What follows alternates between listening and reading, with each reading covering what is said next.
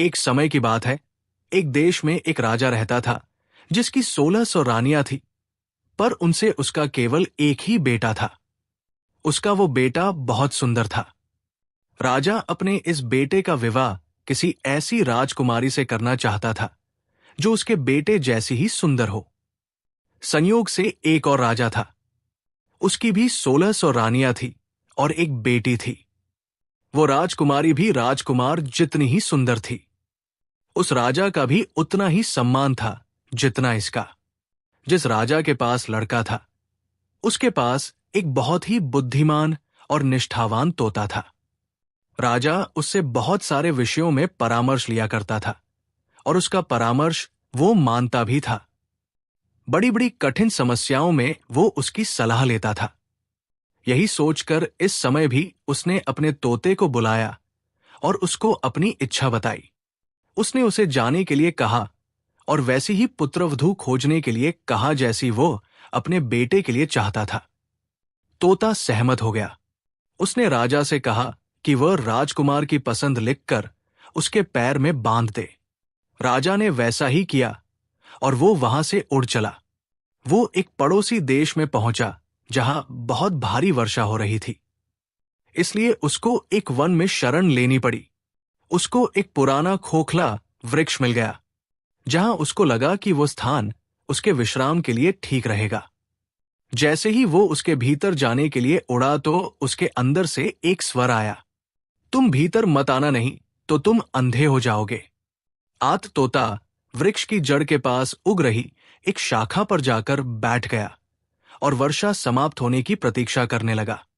इतने में उस खोखली जगह में से एक मैना निकली और आकर तोते के पास बैठ गई। दोनों बहुत देर तक बातें करते रहे। इस बीच तोते ने उसको बताया कि वो कहाँ जा रहा था।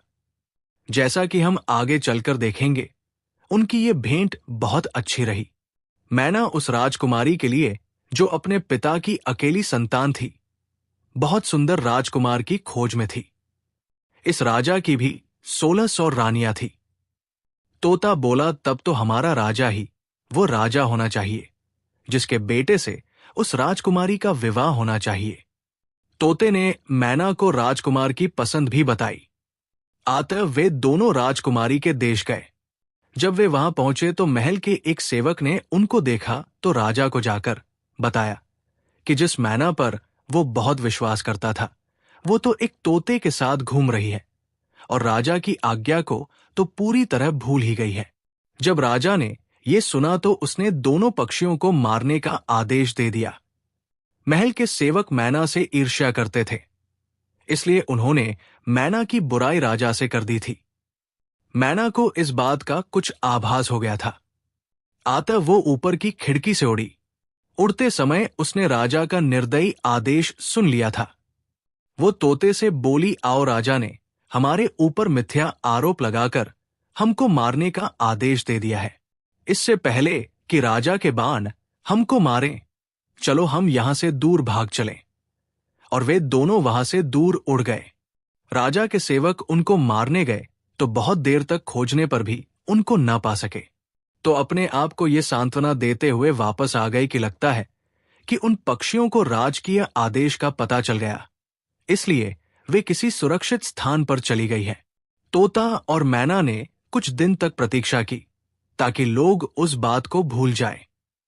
फिर उसके बाद वे महल वापस आए और आकर तोता राजा के दाएं घुटने पर और मैना राजा के बाएं घुटने पर जाकर बैठ गए। उन्होंने राजा से पूछा, आप हमको क्यों मारना चाह रहे थे?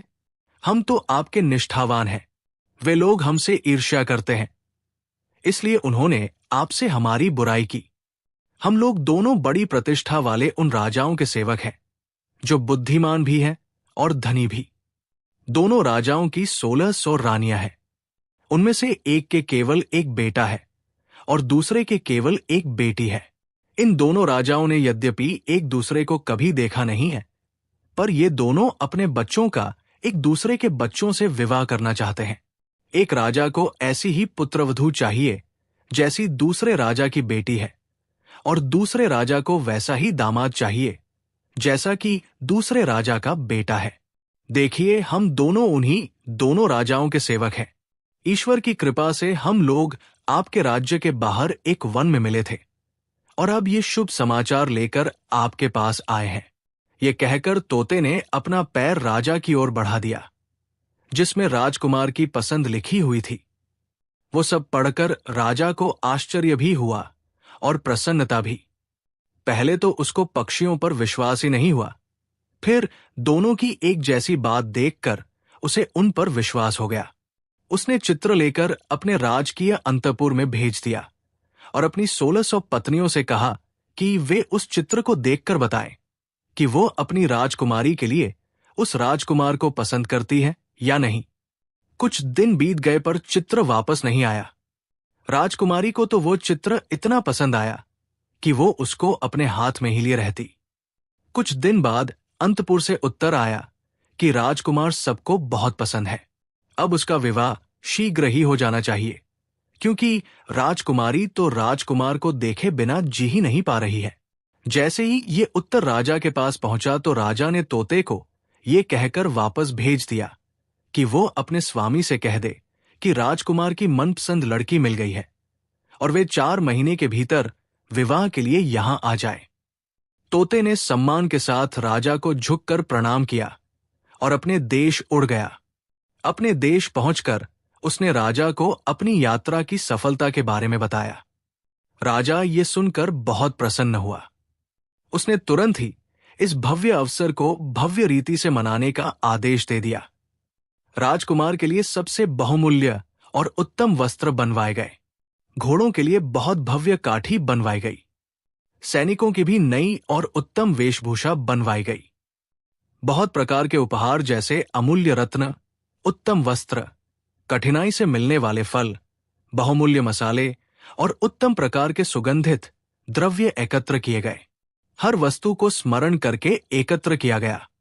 महीने शीघ्र ही बीत गए। इतनी तैयारियों में समय कब निकल गया पता ही नहीं चला। पर शोक की बात है कि विवाह के कुछ दिन पहले ही राजकुमार के पिता रोगी हुए और उनकी मृत्यु हो गई। परिवार वालों के लिए ये एक बहुत बड़ा आघात था। राजकुमार को अपना जाना स्थगित करना पड़ा, क्योंकि ऐसे समय पर वहां से चलना उसका अपने पिता का अनादर करना दिखाता था। अतः उसने कुछ समय तक प्रतीक्षा की। जैसे ही उसके पिता की मृत्यु के शोक का समय बीता, वो वहां से चल दिया। तोते ने उसको मार्ग दिखाया। राजकुमारी का देश कोई बहुत दूर नहीं था। अतः वे शीघ्र ही वहां पहुंच गए। राजकुमार ने अपने पड़ाव महल के पास वाले उद्यान में डाल दिए। यदि राजकुमार उस उद्यान में न घुसा होता तो अच्छा होता, क्योंकि वहां उसका तोता मर गया। उस निष्ठावान पक्षी को वहां के माली ने मार डाला, क्योंकि वो कुछ खजूर तोड़कर राजकुमार की ओर फेंक रहा था। जैसे ही राजकुमार के ऊपर ये संकट आया, उसके कुछ देर बाद ही उसने सुना कि राजकुमारी के पिता ने अपनी बेटी का विवाह उससे करने से मना कर दिया, क्योंकि उसका पिता मर गया था। उद्यान में पड़ाव डालने के कुछ दिन बाद ही राजकुमारी बाहर भ्रमण के लिए अपनी पालकी में जा रही थी कि संयोग से वो उसी मार्ग से गुजरी जिस मार्ग पर वो उद्यान था। उसने उद्यान पर दृष्टि डाली तो वहां राजकुमार को देखा तो वो उसे पहचान गई, क्योंकि उसकी तस्वीर अभी भी उसके पास थी। उसने उस समय तो उससे कुछ नहीं कहा और अपनी पालकी ढोने वाले कहारों को वापस महल चलने के लिए कहा। उसको अपना प्रियतम मिल गया था। उसी समय से उसको सब कुछ बहुत अच्छा लगने लगा। संध्या को भोजन के समय उसने अपने भोजन में से आधा भोजन खाया और बचा हुआ आधा भोजन राजकुमार के चित्र के साथ राजकुमार को भेज दिया। उसने अपनी परिचारिका से कहा कि वह राजकुमार से कहें कि वो उसे खा ले, और यदि वो न खाए तो उसमें अपनी उंगली डाल दे। परिचारिका ने वैसा ही किया। राजकुमार ने भोजन नहीं खाया तो परिचारिका ने उसको भोजन की थाली में उंगली डालने के लिए कहा। जब उसने थाली में रखे चावल में अपनी उंगली डाली तो वहां उसको अपनी तस्वीर मिली। उसने सोचा कि राजकुमारी तो मुझे प्रेम करती है। ऐसा सोचकर उसने अपने हाथ पोंछे एक पत्र राजकुमारी के नाम लिखा और उसे परिचारिका को देकर वापस भेज दिया। जब राजकुमारी ने वो पत्र पढ़ा तो उसके मन में राजकुमार से मिलने की इच्छा ने वेग पकड़ लिया। उसने आधी रात को अपना घोड़ा तैयार करवाया, मुद्राओं से भरा एक थैला लिया और उस उद्यान की ओर चल दी जहां राजकुमार रुका हुआ था। राजकुमार तो उसको देखकर विस्मय में पड़ गया। राजकुमारी बोली, तुम विस्मय में मत पड़ो। मैं तुम्हें बहुत प्रेम करती हूं और इसीलिए मैं छिपकर तुम्हारे पास आई हूं। मेरे पिता तुमसे मेरे विवाह की अनुमति नहीं देंगे। चलो अपना घोड़ा तैयार कर लो और मुझे अपने साथ अपने देश ले चलो। वहां हमारा कोई कुछ नहीं बिगाड़ सकेगा। आता दोनों घोड़ों पर सवार होकर राज्य से बाहर की ओर चल दिए। कुछ घंटों तक तो वे काफी तीव्र गति से चले, पर फिर एक वृक्ष के नीचे विश्राम करने के लिए लेट गए। अगले दिन प्रातः नवीन ऊर्जा के साथ वे फिर से अपनी यात्रा पर चल दिए। वे लोग बहुत दूर नहीं गए थे कि उनको घोड़े पर सवार 7 डाकू मिल गए।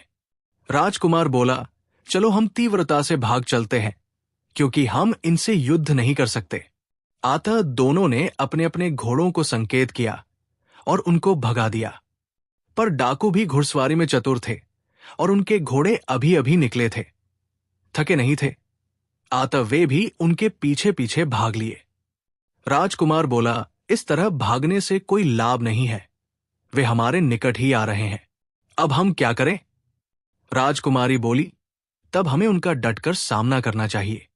कहकर वो अपनी काठी पर बैठी बैठी पीछे की ओर मुड़ गई और एक बाण उन डाकुओं पर चलाया, फिर दूसरा, फिर तीसरा, और इस तरह से उसने 7 बाण चलाकर 7 डाकुओं को मार डाला।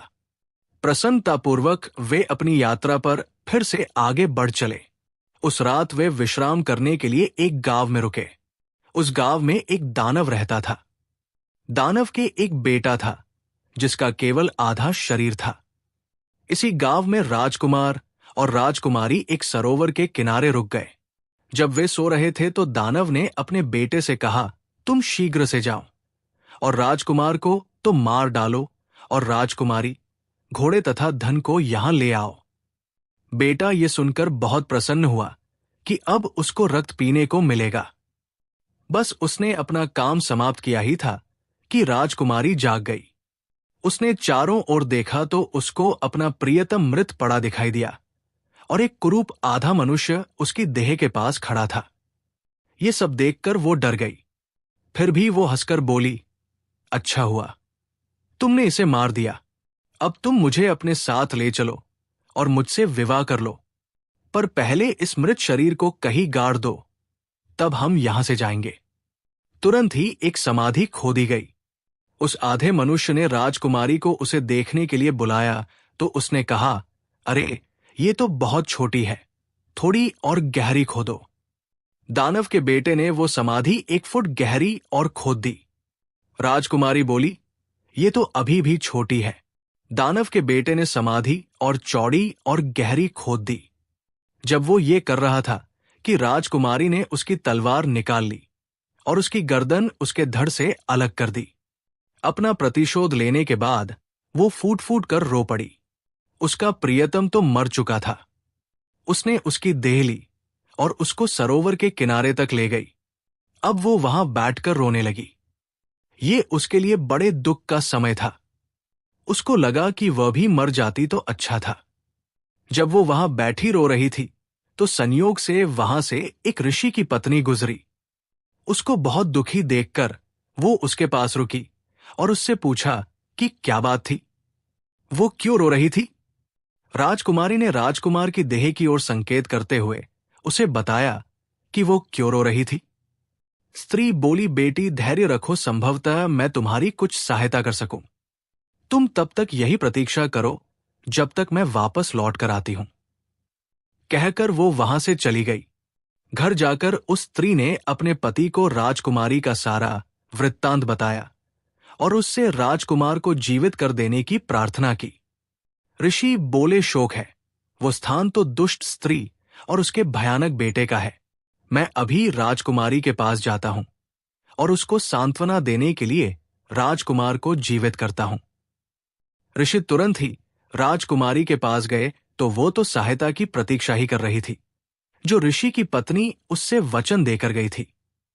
ऋषि बोले, मुझे तुम्हारे बारे में सब पता चल चुका है और मैं तुम्हारी सहायता करने के लिए आया हूं। मैं तुम्हारा राजकुमार तुमको वापस कर दूंगा। उसने राजकुमार की देह का सिर अपने एक हाथ में लिया और उसका शरीर दूसरे हाथ में लिया और दोनों को जोड़ दिया। दोनों जुड़ गए तो देह जीवित हो गई। पहले उसके हाथ पैर हिले, फिर उसने आंखें खोली, फिर होंठ खोले और वो बोल पड़ा। जब राजकुमारी ने यह देखा तो उससे न रहा गया। वो दौड़कर राजकुमार के गले लग गई और प्रसन्नता के मारे रो पड़ी। सबके लिए यह बहुत ही प्रसन्नता का अवसर था, यहां तक कि उस ऋषि के लिए भी जिसने उसको जीवित किया था। उस रात राजकुमार और राजकुमारी किसी दूसरे स्थान चले गए। यहां राजकुमारी का जीवन बहुत बड़े संकट में था। इस स्थान पर एक मायाविनी रहती थी। उसकी एक बेटी थी। जैसे ही उसकी बेटी ने राजकुमार को देखा तो वो उससे प्रेम कर बैठी और उससे विवाह करना चाहा। इसके लिए उसने एक युक्ति सोची। उसने अपनी माता से राजकुमार और राजकुमारी को अपने घर भोजन के लिए आमंत्रित करने के लिए कहा। मायाविनी ने उनको अपने घर भोजन के लिए बुलाया। जब राजकुमार उनके घर के कक्ष देख रहा था तो मायाविनी ने उसके गले में रस्सी का फंदा डाला और उसको एक भैंसे में बदल दिया। सारा दिन वो भैंसा मायाविनी की बेटी के पीछे पीछे घूमता रहता। जहां वह जाती वहां उसके पीछे जाता। रात को वो उसके गले से रस्सी का फंदा निकाल लेती तो वो राजकुमार बन जाता और उसके साथ सोता। इस तरह कई दिन बीत गए। राजकुमारी बहुत दुखी थी। उसको पता ही नहीं था कि वो क्या करे। कभी वो सोचती कि राजकुमार ने उसको छोड़ दिया है, कभी वो सोचती कि संभवतः उसका वध हो गया है। जब वो और न सह सकी तो उसने एक पुरुष का रूप धारण किया और उस देश के राजा के पास गई और उससे कोई कार्य मांगा। राजा उसकी आकृति और बोलने के ढंग से बहुत प्रभावित हुआ तो उसने उसको अपना नगर रक्षक नियुक्त कर लिया। इस नगर रक्षक को बहुत सारे घरों के बहुत सारे रहस्य ज्ञात थे। उसके नीचे बहुत तीव्र और कोई भी कार्य करने के लिए तुरंत तत्पर सैनिक कार्य करते थे। नगर रक्षक को केवल मनुष्य की लंबाई और उसकी आकृति बतानी होती थी और उसको उसे खोजने के लिए कहना होता था। बस सारा राज्य तब तक छान मारा जाता जब तक कि वो मनुष्य मिलता। पर राजकुमारी को राजकुमार के बारे में कुछ पता न चल सका। यद्यपि उसको ये पता चल गया कि जिस घर में वह और राजकुमार ठहरे थे वो घर एक मायाविनी का था। वो उसके घर बार बार गई। वहां उसने एक भैंसा इधर उधर घूमता हुआ देखा पर उसको ये पता न चल सका कि वो उसका अपना प्यारा राजकुमार था और उस मायाविनी ने उसको भैंसे में बदल दिया था। धीरे धीरे उस नगर रक्षक और मायाविनी की बेटी में मित्रता बढ़ती गई। मायाविनी की बेटी ने सोचा कि ये नगर रक्षक वास्तव में पुरुष था, जबकि वह तो पुरुष के वेश में राजकुमारी थी। वो नगर रक्षक को चाहने लगी और उसने उसको कई भेंट दी। इन भेंटों में एक ऐसा वस्त्र भी था जैसा पहले कभी किसी ने नहीं देखा था। राजकुमारी ने यह वस्त्र लाकर अपनी एक खिड़की में टांग लिया। अभी हम देखेंगे कि यह वस्त्र राजकुमारी के भविष्य के लिए क्या करने वाला है। एक प्रातः महल का एक सेवक उस खिड़की के नीचे से गुजरा जिसमें नगर रक्षक ने यह वस्त्र टांग रखा था। वो सेवक उस वस्त्र के रंग और उसकी बनावट देखकर चकित रह गया। घर आकर वो रानी से मिलने गया और जो कुछ उसने देखा था वो सब उसको बताया। रानी को भी उस सुंदर वस्त्र को देखने की इच्छा हो आई। आते उसने राजा से प्रार्थना की कि वो उस नगर रक्षक को बुलाए और उसमें से कुछ वस्त्र उसके लिए मंगवा कर दे। राजा ने ऐसा ही किया तो नगर रक्षक ने उसको वो सारा का सारा वस्त्र ही भेज दिया जो उसके पास था। जब रानी ने उसको देखा तो वो उसको इतना अच्छा लगा कि उसने राजा से कहा कि वो नगर रक्षक से कहें कि वो उसको वैसा ही वस्त्र और लाकर दे। जब राजा ने रानी की आज्ञा नगर रक्षक को सुनाई तो उसने कहा कि ये कार्य थोड़ा कठिन है पर वो अपना पूरा प्रयास करेगा। राजा के महल से वो सीधे मायाविनी के घर गया और उससे वैसा ही वस्त्र और मांगा। मायाविनी ने कहा कि खेद है, वो इसमें उसकी कोई सहायता नहीं कर सकती। उसका एक भाई है, वो भी मायावी है। बहुत दिनों पहले वो किसी दूर देश चला गया था। उसी ने उसको ये वस्त्र भेजा था। नगर रक्षक ने कहा कि वो अपने भाई को लिखे कि वो वैसा ही वस्त्र और भेज दे। मायाविनी ने कहा कि वो ये नहीं कर सकती, क्योंकि जहां वह गया है वहां के सारे मनुष्यों को उसने खा लिया है, और अब वहां उसके और सिन्हों के अतिरिक्त और कोई नहीं रहता। इन सिन्हों को भी वो एक प्रकार की घास खिलाकर आधा भूखा रखता है, यद्यपि वे उस घास को खाना पसंद नहीं करते। इस तरह से जो कोई भी वहां जाता है, कोई भी सिंह या तो किसी झाड़ी में से निकल आता है या फिर किसी शिला के पीछे से निकल आता है और उसको खा जाता है। इस तरह से वहां कई लोगों के प्राण जा चुके हैं। ऐसे में मैं कैसे किसी को वहां भेज सकती हूं? ऐसे संकट वाले कार्य के लिए मैं वहां किसी को नहीं भेज सकती। नगर रक्षक बोला, अच्छा तो तुम मुझे बस ये बता दो कि तुम्हारा भाई कहाँ रहता है। मैं वहां जाऊंगा और उससे वस्त्र लेकर आऊंगा, क्योंकि मुझे तो उसके पास जाना ही है, नहीं तो राजा मेरे प्राण ले लेगा। जब तक कि मैं वो वस्त्र लेकर नहीं आता, मैं तो यहां भी सुरक्षित नहीं हूं। इसलिए तुम मुझे बताओ कि तुम्हारा भाई कहाँ रहता है। मैं उसके पास जाकर उससे मिलूंगा और वस्त्र लेकर आऊंगा।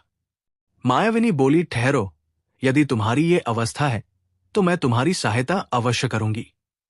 मेरे पास मिट्टी का एक छोटा सा पात्र है, जिससे मेरे भाई का जीवन बंधा है। जब तक ये पात्र मेरे पास सुरक्षित है, तब तक मेरा भाई भी सुरक्षित है। पर जैसे ही ये पात्र टूटेगा तो मेरा भाई मर जाएगा। मैं अपनी बेटी के कारण इस पात्र को तोड़ दूंगी, क्योंकि मेरी बेटी तुमको प्रेम करती है। ऐसा कहकर उसने मिट्टी का वो पात्र भूमि पर मारकर तोड़ दिया और बोली, जाओ, अब तुम निर्भय होकर जाओ। अब तुम्हें कोई डर नहीं है। वहां के सिंह अब चाहे घास खाए या कुछ और, पर अब वे हर उस मनुष्य को नहीं खाएंगे जो वहां जाएगा। जाओ, ईश्वर तुम्हें सुखी और धनवान बनाए। मायाविनी ने तो ये सोचा ही नहीं था कि ये नगर रक्षक राजकुमारी है, उस राजकुमार की होने वाली पत्नी जिसको उसने भैंसा बनाकर रखा हुआ है। अगली सुबह राजकुमारी ने थोड़े से सैनिक लिए, राजा से जाने की अनुमति मांगी और अपने कार्य पर चल दी। उस देश में पहुंचकर उसने तुरंत ही मायावी का घर खोजा, जो उसे शीघ्र ही मिल गया। उसके घर में वैसे वस्त्रों के बहुत सारे ढेर लगे हुए थे। इनके अतिरिक्त वहां और भी बहुत सारा धन था। राजकुमारी ने उसका वह सारा वस्त्र और धन लिया और राजा के महल की ओर लौट चली। राजा उसके इस कार्य से इतना प्रसन्न हुआ कि उसने उसको बहुत सारी भेंट दी और उसको अपना उत्तराधिकारी घोषित कर दिया। कुछ वर्ष बीत गए, राजा मर गया। अब वो नगर रक्षक उस राज्य पर शासन कर रहा था। उसको कुछ कुछ पता चल गया था कि राजकुमार को क्या हुआ था, तो उसने अपने राज्य भर के सारे भैंसों को अपने सामने प्रस्तुत होने का आदेश दिया। सारे भैंसे एक स्थान पर आकर एकत्र हुए। राजकुमारी ने स्वयं उन सब की जांच की। वो उनसे बोली, पर उनमें से किसी भी भैंसे ने उसकी बात का उत्तर नहीं दिया और न उसको पहचाना। फिर उसने पुलिस को आदेश दिया कि वे लोग सब स्थान पर जाकर देखें कि किसने उसकी आज्ञा नहीं मानी। पुलिस के कुछ पुरुष मायाविनी के घर आए तो उन्होंने देखा कि उसने अपना भैंसा राजा के पास नहीं भेजा था। उन्होंने भैंसे को रस्सी से पकड़ा और राजा के पास ले गए। मायाविनी ने उसकी जादुई रस्सी को अपने हाथ में पकड़े रखने का बहुत प्रयास किया, पर सब व्यर्थ। पुलिस ने उसको छोड़ा ही नहीं। वे उस भैंसे को रस्सी से पकड़कर मायाविनी से दूर ले गए। राजा ने देखा कि उसके भेजे हुए पुलिस के लोग एक भैंसा पकड़ कर ला रहे हैं, तो वो उनसे मिलने के लिए आगे तक आई कि देखो, भैंसे की रस्सी तो अचानक टूट गई और उसकी जगह एक सुंदर राजकुमार खड़ा था। राजकुमारी बोली, निश्चय ही ये मायाविनी तो बहुत ही तुच्छ स्त्री है। इसको इस संसार में रहने का कोई अधिकार नहीं है। कल प्रातः इसको मार दिया जाए और राजकुमार को हमारे महल में ठहराया जाए।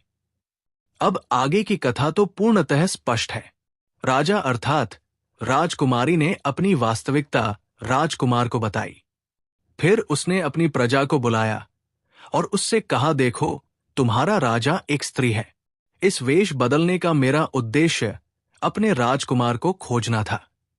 मेरा उद्देश्य अब पूर्ण हो गया, इसलिए अब तुम लोग राजकुमार को अपना राजा और मुझे अपनी रानी मान लो।